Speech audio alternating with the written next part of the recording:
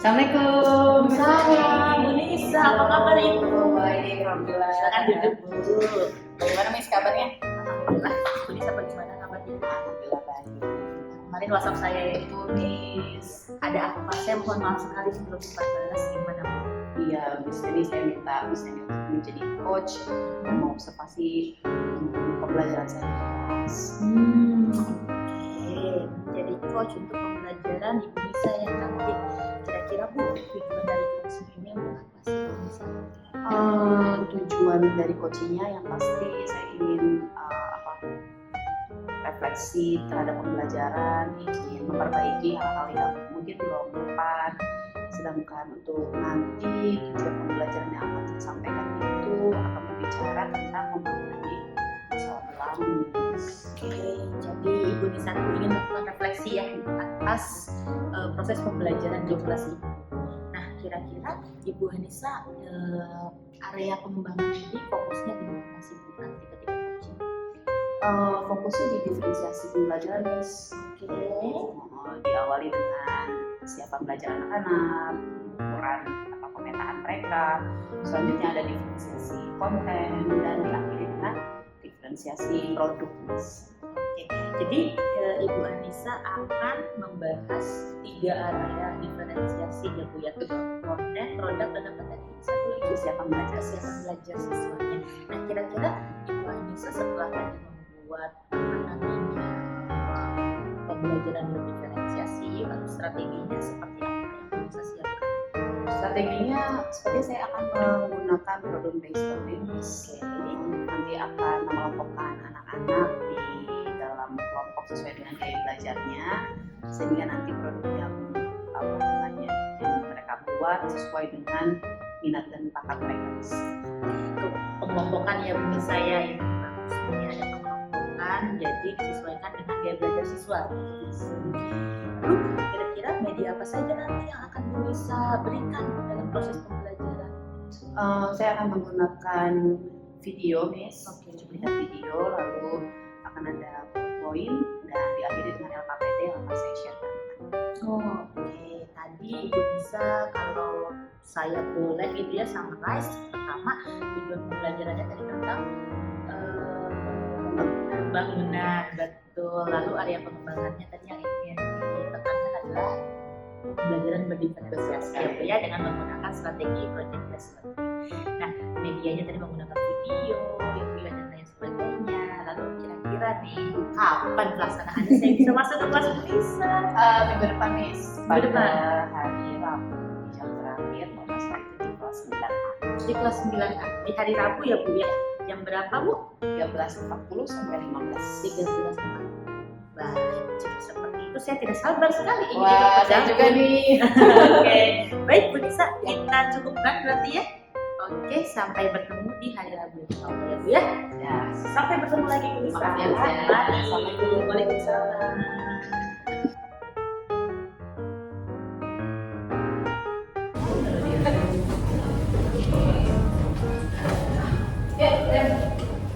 Satu, berdiri.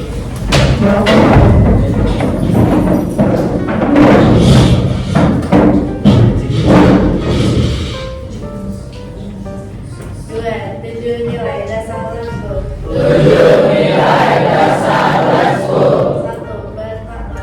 1 bertakwa. 2 berintegritas tinggi. 2 berintegritas tinggi. 3 berdaya juang kuat. 3 berdaya juang kuat. 4 berkepribadian utuh. 4 berkepribadian utuh. 5 berbudi pekerti luhur. 5 berbudi pekerti luhur. 6 mandiri. 6 mandiri. 7 memiliki intelektual yang tinggi. 7 memiliki intelektual yang tinggi. Respul. 3 berdoa. Ya Allah, kuatkanlah imanku, sehatkanlah badanku, haluskanlah perasaanku, luaskanlah ilmuku, arahkanlah persahabatanku. Raditu billahi rabba wa bil islami dina wa bil muhammadin nabiyya wa rasulah. Rabbi zidni ilma warzuqni fahma. Amin.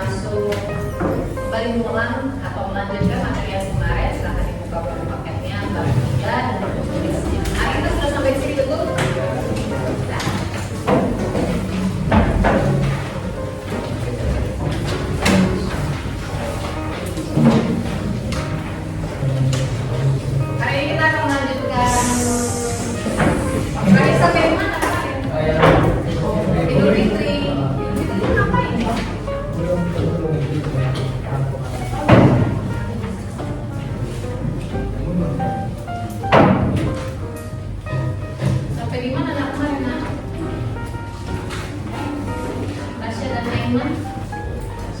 Aiman ini. Dan Nopal.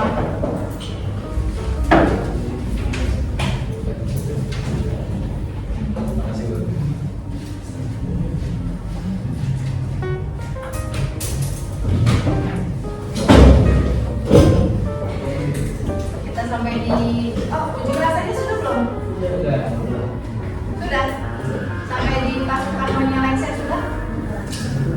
Oke, kita akan masuk ke era berikutnya anak-anak. Kita di demokrasi terpimpin atau presidensil pada 59 sampai 66. Ini situasinya sedang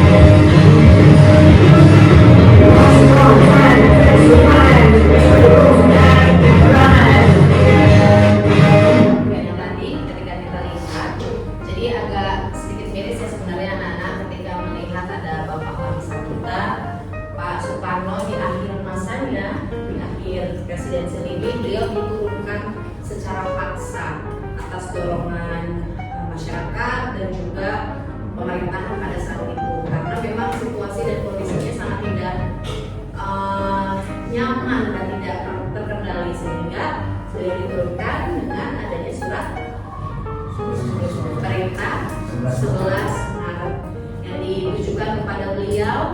Lalu pemerintahannya akan diambil alih oleh Pak Soeharto. Nah, lantas pada saat itu presiden harus meninggalkan istananya secepat mungkin tanpa membawa barang-barang pribadinya padanya. Dan kebetulan Presiden Soekarno pada saat itu sedang sakit. Jadi berakhirnya masa Pak Soekarno atau Orde Lama ditandai dengan adanya Soeharto. Namun setelah Pak Soeharto menggantikan Pak Soekarno, tidak sekonyong-konyong Pak Soeharto menjadi presiden. Tapi nanti di tahun 67 kita akan membahasnya pada pertemuan yang akan datang. Nah, sekarang anak-anak, sebelum kita lanjut ke materi Orde Baru, bisa minta kalian untuk putar badannya bersama dengan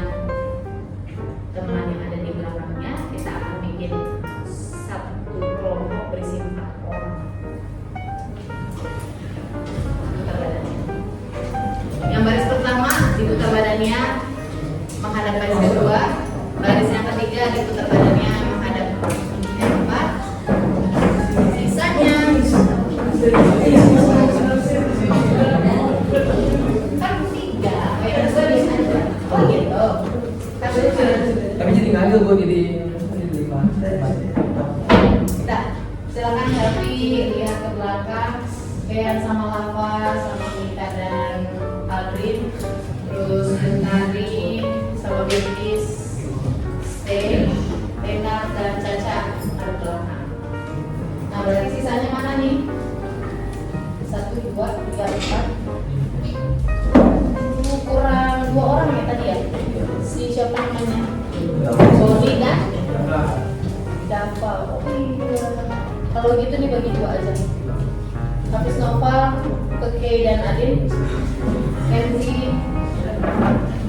Kenapa? Tadi kan cuma pengen di sini kan? Saja. Sama Naira. Cek.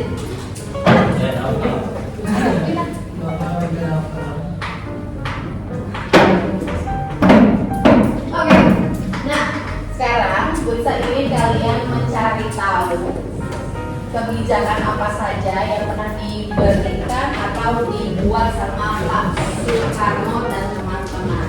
Tuliskan dalam buku tulismu, kerjanya kerja kelompok tapi masing-masing menuliskan dalam buku tulisnya.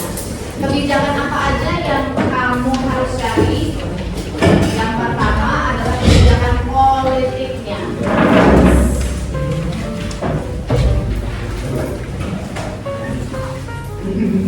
Kebijakan politik.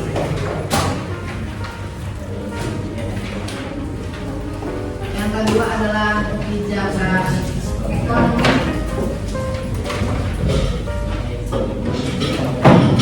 Semuanya bisa pakai pulpen. saya juga dulu Lalu kebijakan yang ketiga adalah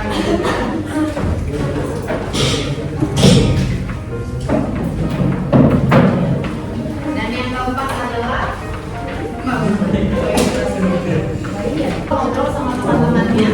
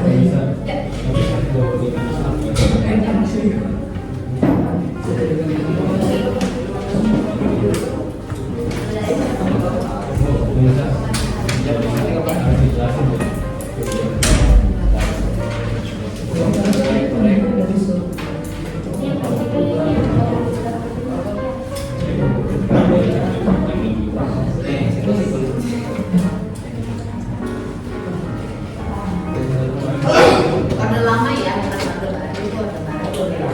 Orde lama saya. 96 sampai dengan 100.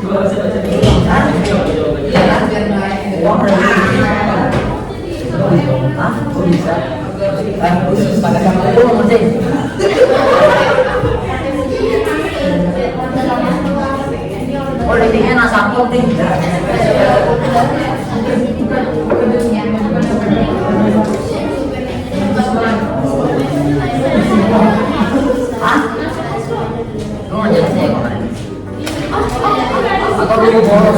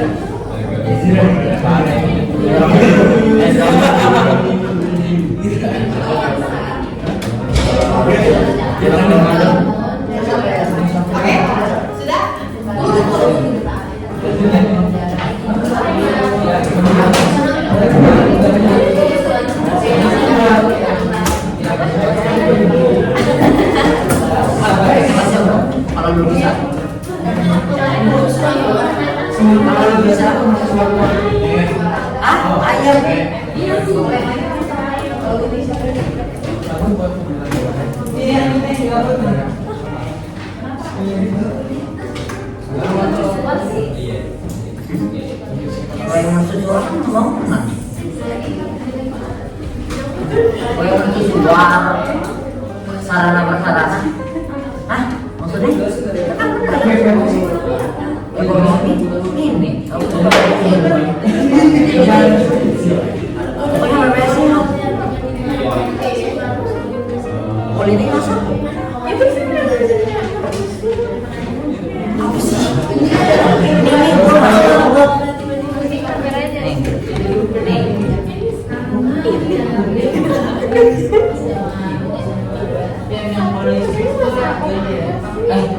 Kita udah bener.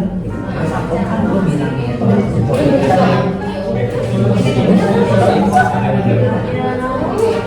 Harus ini ya, Bang. Oh, enggak, lu salin aja.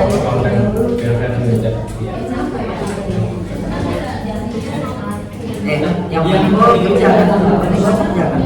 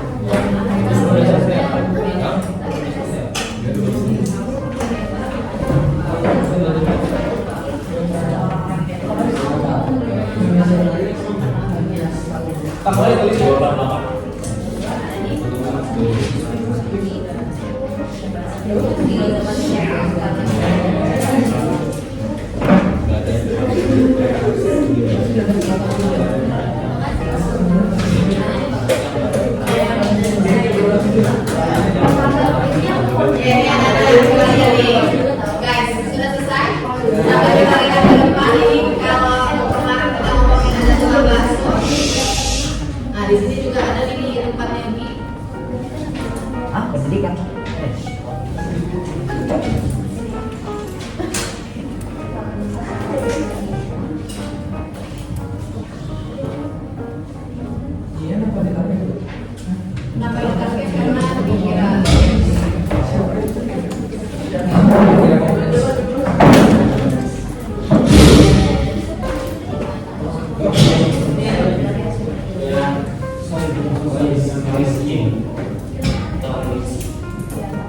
Gitu ya. Iklan. Oke, kita akan dengarkan hasil ya. Coba kita dengarkan dulu hasil yang sudah dicari oleh kelompok kelompok ini. Ada Kaila, Mikail, Rizky dan Janika Nalesa. Coba berdiri dulu sayang. Silakan disampaikan kepada teman-teman yang lain apa yang sudah didapatkan. Coba yang lainnya dengarkan dulu. Kalau belum dapat boleh dituliskan. Ya silakan. Assalamualaikum warahmatullahi wabarakatuh. Di sini kami akan menyampaikan dari hasil diskusi kita untuk kebijakan-kebijakan yang telah dibuat pada zaman Orde Lama.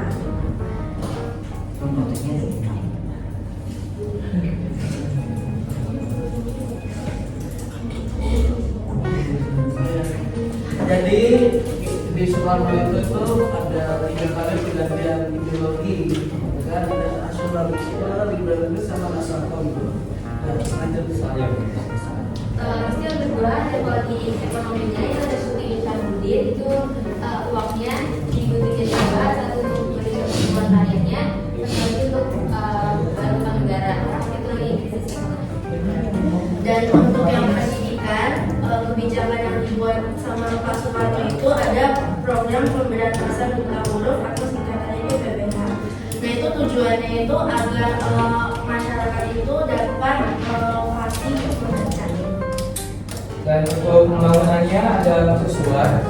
Untuk mercusuar mengapa dibuat agar Indonesia dapat dikenal oleh negara lain dengan khasnya sendiri. Sekian dari kami. Wassalamualaikum warahmatullahi wabarakatuh. Baik, sekarang kembali. Terima kasih. Kita tunggu kelompok lagi ya. Silakan kita dengarkan kepada kelompok yang di depan juga seperti ini. Silakan.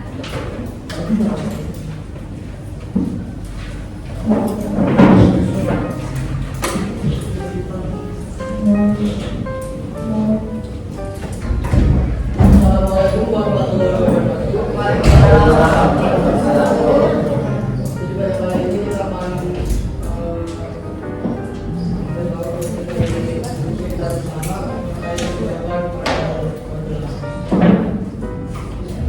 pertama ada kebijakan politik ideologi 1999. lalu untuk kebijakan ekonomi yaitu bentuknya Badan Penanaman Ekonomi pada tahun 1940. Lalu untuk kebijakan pendidikan ada program dari Pak atau disebutkan PBH itu pada tahun 2020. Kemudian lagi ada pembangunan untuk suara yaitu Patung Pantura dan Monas. Itu saja sekian dari kami. Wassalamualaikum warahmatullahi wabarakatuh. Kita hampir sama ya. Kalau misalnya tadi dari kelompok yang pertama menjelaskan tentang proyek mercusuarnya, di yang kedua itu menjelaskan tentang apa saja yang sempat dibangun ketika proyek mercusuar. Nah, anak-anak sejatinya mercusuar atau apa bahasa Inggrisnya? Lighthouse. Indonesia pada masa itu pengen dinotis sama semua orang di dunia. Karena kalau menurut Pak Soekarno, ketika Indonesia ini sudah dinotis, sudah diperhatiin, sudah dilihat, maka akan lebih mudah untuk Indonesia untuk bersosialisasi di kancah dunia. Oke anak-anak, kita akan akhiri pembelajaran hari ini. Sebelum kita berakhir, bisa minta tolong kepada Anak dan Kenzi Ali untuk menyimpulkan apa saja yang sudah Kenzi dapat pada masa Orde Lama. Di Orde Lama itu ada pergantian politik, ekonomi, pendidikan, sama pembangunan. Itu politik itu dari ideologi nasionalis dulu, lalu liberalis saat Indonesia berbentuk RIS, lalu Nasakom itu pas setelah 1949. Lalu ekonomi itu ada Bebing Syamsuddin, PPSE, sama pembentuk ekonomi lah pokoknya. Itu untuk berdiri pemerintah RI karena Indonesia baru bebas dari Belanda. Lalu pendidikan itu ada pemberantasan buta huruf atau PBH, itu untuk angkanya itu turun dari 90% ke 40% pada tahun 1990. Lalu ternyata pembangunan itu ada proyek mercusuar sama pembangunan sarana prasarana. Oke, terima kasih. Wassalamualaikum warahmatullahi wabarakatuh.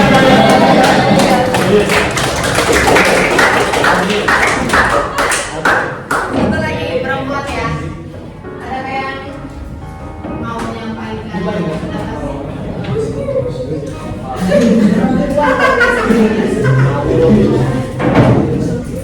Kayla atau Velda?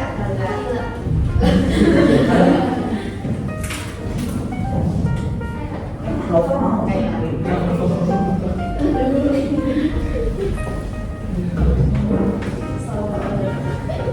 jadi selama obrolan pagi itu belajar tentang kayak ideologi, liberalisme, sosialisme, komunisme, Pancasila sama nasionalisme. Terus dijelasin juga kebijakan-kebijakan waktu di dalamnya itu politik, ekonomi, pendidikan, sama pembangunan. Dan juga dijelasin kalau misalkan waktu awalnya itu Indonesia itu pakai ideologi liberalisme terus diganti jadi nasionalisme sampai diganti jadi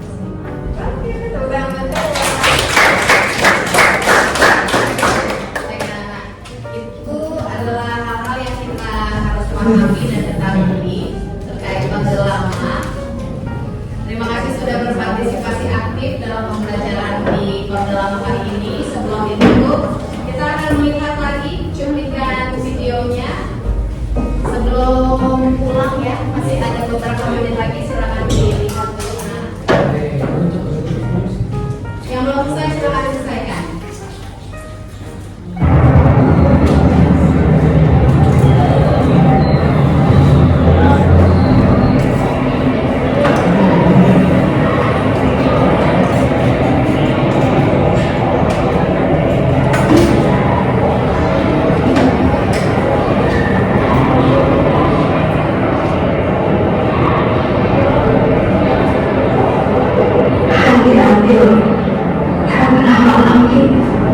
Dia suruh saya sembunyi. Habis itu saya nggak tahu lagi apa yang terjadi.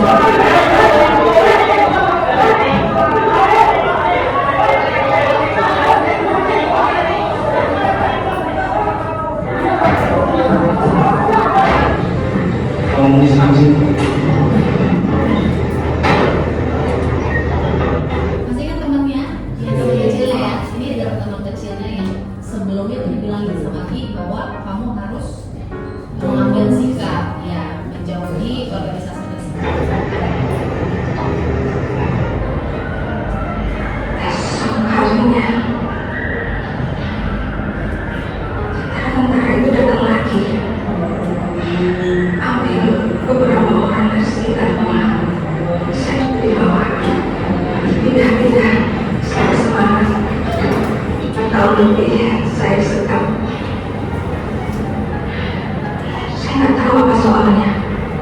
Jadi sekarang saya nggak tahu lagi Hana ada di mana.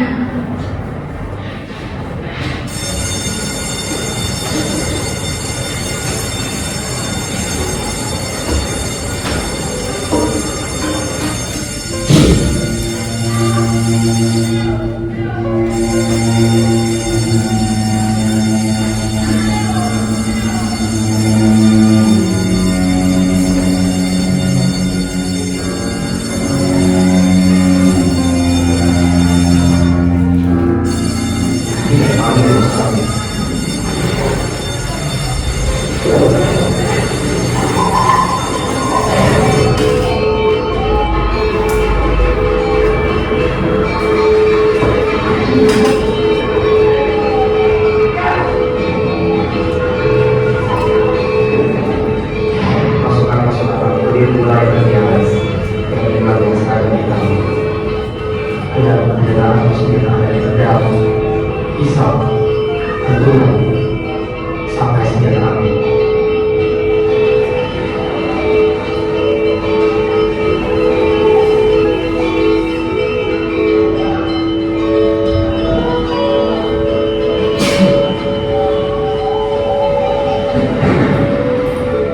Pembunuhan pribadi ini dilakukan dalam operasi penangkapan 87 jiwa. 2 pemuda, laki, perempuan, dan ini juga perkiraan yang paling konservatif. Pembakaran rumah, perkosaan terhadap baik yang ibu keduanya, berjalan kepala, dan dicontohi kepada kamar desa kamar.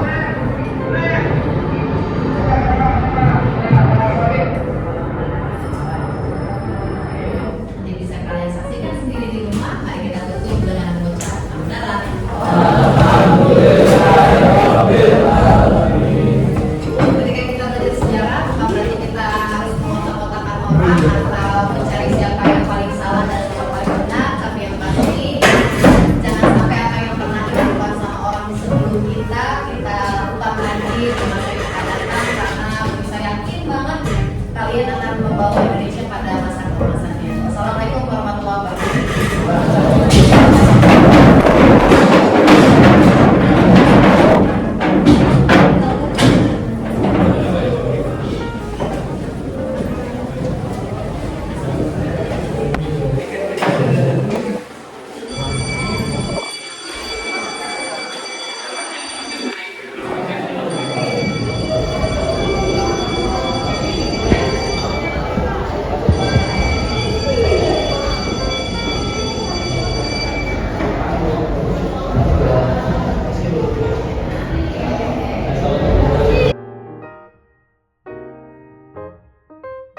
Bismillahirrahmanirrahim. Assalamualaikum Bu Nisa. Waalaikumsalam Sani. Selamat pagi Ibu. Pagi Bu. Ibu sehat hari ini? Sehat alhamdulillah. Sani gimana? Alhamdulillah sehat juga. Bu, hari ini kita akan melaksanakan wawancara pasca observasi terkait dengan hasil dari observasi di kelas kita kemarin ya Bu ya. Nah, saya mau tanya dulu ke Ibu Nisa, gimana sih Bu perasaan Ibu ketika melaksanakan coaching dan proses pembelajaran kemarin? Perasaannya menyenangkan Bu, lega juga sudah berhasil diobservasi. Terus walaupun memang ada beberapa obstacle yang ditemui di lapangan. Boleh Ibu ceritakan, tadi Ibu bicara ada obstacle yang ditemui yang di lapangan. Nah, kira-kira apa sih Bu hambatan-hambatan yang ditemui? Hambatannya mungkin ada beberapa anak yang tidak secara sadar gitu ya Bu dalam mengikuti pembelajaran di kelas. Ada beberapa yang bahkan kalau menurut pandangan saya dia tidak terlibat secara aktif gitu, padahal kan niatan saya gitu maunya anak-anak itu dapat belajar dengan aktif lalu dengan kesadaran penuh. Jadi tadi salah satu faktor terbesarnya dan yang Ibu katakan adalah kurangnya kesadaran penuh anak-anak dalam mengikuti kegiatan pembelajaran. Oke. Namun sejauh ini tadi Ibu juga merasa sudah senang ya Bu ya melaksanakan kegiatan pembelajaran dan coaching. Lalu Bu, kalau Ibu bisa rencana coaching kita ini sudah sesuai belum sih Bu dengan tujuan yang kita buat di awal? Sudah sesuai Bu, beberapa hal yang kemarin saya tangkap ketika observasi itu menjadi guidance saya dalam observasi kemarin Bu. Jadi sejauh ini proses coaching kita sudah sesuai dengan rencana yang dia. Oke, lalu tadi Ibu mengatakan ada hambatan-hambatan yang ditemui khususnya ketika dalam melaksanakan pembelajaran, salah satunya kurangnya kesadaran siswa. Betul ya Bu ya? Betul. Boleh Ibu ceritakan kembali kenapa sih Bu kira-kira menurut Ibu bisa terjadi kurangnya kesadaran siswa dalam proses belajar? Mungkin ada beberapa faktor ya Bu ya yang melatar belakangi terjadinya hal tersebut. Bisa jadi faktor intrinsik atau internal atau eksternal juga. Tapi yang pasti kemarin itu kebetulan memang ada di jam terakhir ya, siang hari dengan kepadatan pembelajaran yang anak-anak dapati, tapi harusnya itu bukan kendala sih sebenarnya. Walaupun saya sudah berusaha untuk membangkitkan semangat mereka di awal dengan bermain games itu Bu, namun memang ada ada beberapa yang masih mungkin belum optimal. Tadi Ibu Nisa bercerita bahwa memang kegiatan pembelajarannya berada di jam terakhir ya, dan hasil analisa Ibu Nisa tadi mungkin karena kurang fokusnya karena sudah lelah atau capek gitu. Nah, kira-kira untuk mengatasi hal tersebut apa rencana yang bisa akan lakukan ke depan? Mungkin saya akan melakukan variasi pembelajaran mulai dari pendahuluan atau persiapan.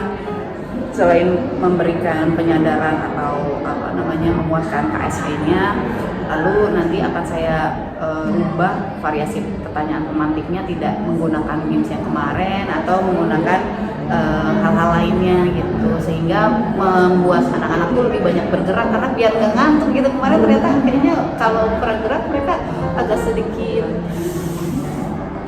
mengantuk gitu ya Bu ya. Kemarin seru sekali ya Bu ya, itu Bu Nisa melakukan kegiatan refresh dengan pertanyaan gitu ya, diisi dengan lagu-lagu gitu.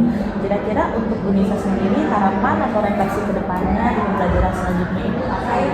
Harapannya saya pengen anak-anak itu ketika belajar memang karena ada dorongan dari dalam dirinya sendiri bahwa mereka butuh belajar, bukan karena ada dorongan eksternal dari saya misalnya atau dari orang tuanya, sehingga dalam pembelajaran mereka bisa memaksimalkan potensi yang mereka miliki Bu, dengan gaya belajar yang berbeda-beda juga. Bu Nisa juga melakukan pembelajaran berdiferensiasi ya Bu ya, kemudian membagi anak-anak ke dalam kelompok berdasarkan gaya belajarnya. Bagaimana Ibu Nisa sendiri bisa melakukan kegiatan tersebut di kelas? Bisa diceritakan? Sebelumnya saya sudah ini Bu, menanyakan kepada anak-anak terkait gaya belajar mereka gitu, apakah mereka masuk ke dalam auditori, visual, atau kinestetik. Ketika anak-anak sudah memahami gaya belajarnya, sehingga nantinya mereka juga akan paham aku bagusnya gimana ya cara belajarnya yang efektif dan efisien gitu. Oke, keren banget Bu Nisa. Saya mengapresiasi sekali dalam proses pembelajaran Bu Nisa kemarin. Bu Nisa juga tadi menemukan gitu ya apa yang terjadi permasalahan di lapangan, kemudian Bu Nisa mencari solusinya, dan akhirnya Bu Nisa mendapatkan tadi kalau tidak salah ingin menumbuhkan motivasi intrinsik dari dalam diri siswa. Oke, Bu Nisa boleh diceritakan kembali kesempatan apa yang dimiliki saat kita melakukan refleksi sekarang ya? Kalau misalnya kita merefleksi dari kegiatan kemarin ya Bu ya, sebenarnya saya ada beberapa kesempatan yang bisa diambil dalam pembelajaran untuk menumbuh kembangkan tadi motivasi intrinsiknya anak-anak. Mungkin saya bisa mengawalinya dengan cara membangun diri mereka agar memiliki daya tahan atau daya juang yang gigih gitu, sehingga ketika belajar hanya ada dorongan dari dalam dirinya bahwa kita ini duduk di sini bukan karena orang lain tapi buat diri sendiri. Benar-benar fokus untuk menunjukkan motivasi intrinsik, betul ya Bu? Ibu, kalau misalnya saya membuat skala dari 1 sampai 10 ya Bu ya, kira-kira di mana sih posisi Ibu Nisa dalam mencapai tujuan? Saya mungkin sudah sampai di 8. Oh, keren. Mohon doanya nih Bu, biar bisa sampai ke next level. Insya Allah kan bisa berproses gitu ya. Nah, kira-kira untuk mencapai tadi next level namanya di angka di 8. Nah, kira-kira kekuatan apa yang Ibu Nisa miliki saat ini untuk mencapai tadi angka yang lebih tinggi? Kekuatan yang saya miliki, mungkin saya bisa saat ini dapat mengkreasikan beberapa ragam pembelajaran atau konten, sehingga nanti bisa disampaikan kepada murid-murid. Nanti murid-murid tidak akan merasa jenuh gitu dalam belajar IPS, khususnya kemarin sejarah gitu. Lalu selain itu saya juga disupport sama sarana dan prasarana yang baik dari sekolah. Jadi itu seperti kekuatan saya Bu untuk pembelajaran selanjutnya. Tadi Bu Nisa bercerita bahwa kekuatan yang dimiliki Bu Nisa itu termasuk infrastruktur yang dimiliki ya Bu ya, berarti kita aset based approach. Lalu kalau hambatannya sendiri Bu dalam mencapai tujuan tadi ingin memunculkan motivasi intrinsik, apa yang Bu Nisa temukan? Sebenarnya ada banyak Bu yang kendalanya. Salah satunya adalah mungkin anak-anak masih belum memahami, belum sadar betul terkait kewajiban dan tanggung jawabnya mereka.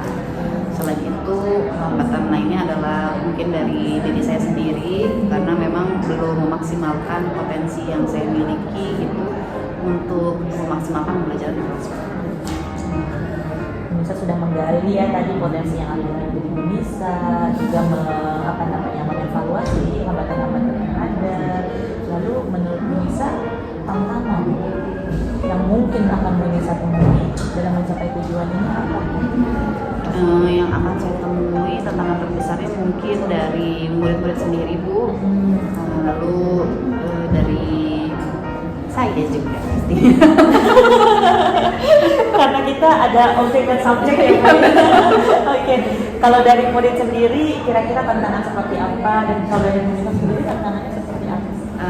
Mungkin bisa dimulai dari diri saya sendiri dulu, Bu. Kalau tantangan dari diri saya sendiri itu mungkin karena terkadang kita suka fluktuatif ya, Bu. Ada halnya kita merasa ada di fase yang sangat semangat, tapi ada juga kita lagi sedang turun. Mungkin menjaga kestabilan itu agar nanti bisa memaksimalkan pembelajaran di kelas. Sedangkan untuk anak-anak tantangannya nanti mungkin sama juga dengan saya, di mana kondisi anak-anak kan kadang unpredictable. Nah, kita tidak bisa membuat semua orang senang dan bahagia pada satu waktu yang bersamaan, tapi paling tidak kita mencoba untuk membangkitkan gaya belajarnya atau kesenangan mereka dalam mencari itu. Keren banget Ibu Anissa nih. Tadi sudah menceritakan kepada saya tentang tujuan yang ingin dicapai dan strategi untuk mencapai tujuan tersebut. Kira-kira Bu Nisa, target Bu Nisa ini melaksanakan atau mencapai tujuan ini berapa lama? Insya Allah dalam waktu dekat, Bu. Kemungkinan di materi berikutnya, Bu. Di materi berikutnya yang akan saya laksanakan ke depan sih. Oke, keren banget, langsung ya Bu ya. Jadi evaluasi langsung besoknya melakukan pembelajaran lagi. Ibu Nisa, kira-kira ukuran dari ketercapaian atau keberhasilan tujuan Bu Nisa ini apa yang bisa dijadikan? Yang pertama itu adalah peran aktif dari peserta didik ketika pembelajaran. Seperti itu tolak ukur yang mudah untuk dilihat ya, Bu ya. Selain itu nantinya anak-anak dapat memahami materi-materi yang disampaikan baik secara sumatif ataupun formatif. Jadi simpelnya tadi kalau bisa lihat dari proses pembelajarannya anak-anak terlibat aktif gitu ya Bu ya. Kalau dari hasil mungkin dari penilaian sumatif dan juga formatif. Oke. Lalu Bu Nisa, kira-kira siapa nih yang bisa Ibu Nisa libatkan gitu dalam mencapai tujuan yang tadi sudah Bu Nisa lakukan? Yang bisa saya libatkan tentu saja adalah rekan sejawat, Bu. Saya kan tidak bisa berdiri sendiri ya, Bu. Di sini pastinya ada peran serta dari teman-teman sejawat dan juga pimpinan agar pembelajaran saya bisa jadi lebih next level tadi, Bu. Kira-kira masih ada keraguan nggak dalam diri Bu Nisa untuk mencapai tujuan tadi, memunculkan motivasi intrinsik siswa sejauh ini? Sepertinya enggak ya, Bu. Jadi saya akhirnya sadar gitu apa yang harus saya lakukan ke depannya nih setelah ngobrol-ngobrol sama Miss Neni. Alhamdulillah. Berarti sudah masalah lega Bu Nisa? Lega banget. Jelas ya, berarti bisa mengidentifikasi masalahnya, asetnya gitu, dan rencananya. Gitu ya? Betul. Bu Nisa, ada lagi yang ingin disampaikan tidak dari proses coaching tadi? Sudah cukup dapat semuanya gitu, Bu. Oke, alhamdulillah. Mudah-mudahan kita bisa berkolaborasi lagi ya Bu ya di pembelajaran selanjutnya. Saya terima kasih kepada Ibu Nisa karena sudah berkenan untuk dikunjungi dan diobservasi. Terima kasih banyak juga Miss Neni. Mari sampai bertemu lagi Bu Nisa. Assalamualaikum. Waalaikumsalam.